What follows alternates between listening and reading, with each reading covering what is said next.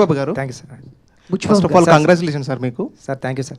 Sir biggest compliment మీకు ఎవరి నుంచి వచ్చింది? బాగా ఎమోషనల్గా ఫీల్ అయ్యారా మీరు?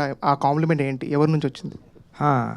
నేను మొన్న రిలీజ్ అయిన 4th డేని కార్లో వెళ్తున్నాను సార్. నేను ఇన్నోవాలో వెళ్తూ ఉంటే ఒక ఆటో డ్రైవర్ ఆయనని వాళ్ళ మదర్ అంటే వెనకాల కూర్చున్నారు, కారుకి ఫాలో అయిపోతున్నారు, ఇంకే అని హార్న్ కొట్టుకుంటూ వచ్చేస్తున్నారు.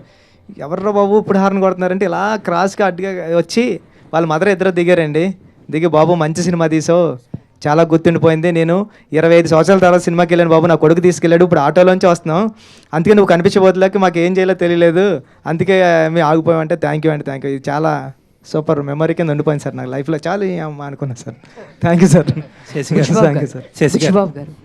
బుచ్చిబాబు గారు మేడం సార్, మీరు ఈ హీరో స్టోరీ ఇన్స్పిరేషన్కి మీరు చెప్పారు మీ ఊర్లో ఎవరో పెద్ది అనే పర్సన్ ఉన్నారు, మేము క్రికెట్కి కూల్కి తీసుకెళ్ళి ఆడిచ్చేవాళ్ళం, మేము కూడా ఇలా చేసామని చెప్పారు.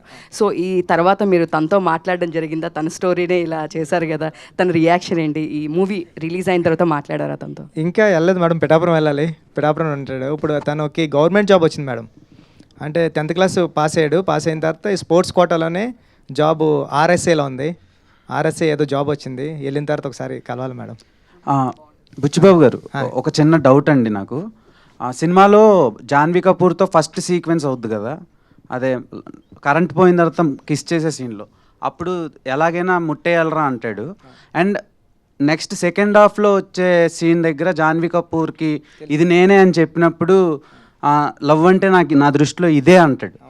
సో దానివల్ల ఒక డైరెక్టర్గా మీకు బాగుండొచ్చు, కానీ రామ్ చరణ్ గారికి బయట చాలా బ్యాడ్గా కన్వే అవుతుంది.